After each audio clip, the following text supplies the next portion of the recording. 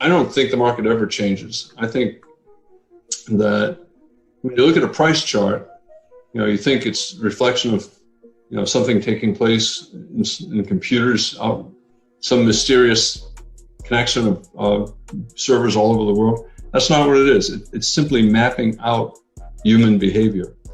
And, if you and I were alive 5,000 years ago and you shot a deer and I had a bunch of chickens with eggs and I wanted some deer meat, I give you some eggs. And so if the eggs are currency and the deer meat is the commodity, we could plot it out.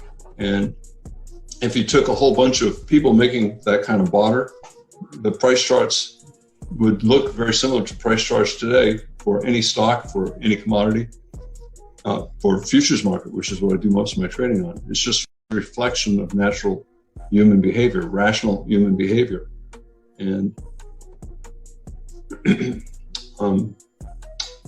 and that's not going to change. It's genetic. It's built in our genes. And if you start to get thousands of people together behaving rationally, or at least the people with big money will make rational decisions. And you look at the charts, it's simply a reflection of natural, just normal, rational human behavior. And the computers obviously are going to be rational. Most of the trading that takes place is done by computers, at least in the United States, and they obviously are behaving logically. And so the patterns that we see right now are a reflection of computer trading for the most part, and you have to assume that it's all logical. And yes, sometimes it can result in big moves, sometimes it can result in sideways moves, but it's all a reflection of rational human behavior. It's just a mapping out of how transactions take place.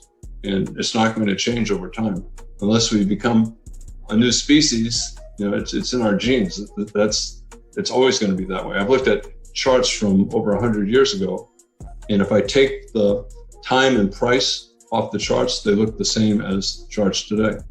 And I look at charts, even today, I look at charts from all kinds of markets. And if you take the time and price off the chart, you cannot tell if you're trading gold, if you're trading stocks, if you're trading bonds, you cannot tell. So I trade all markets and all time frames the same. And I think computers do that as well.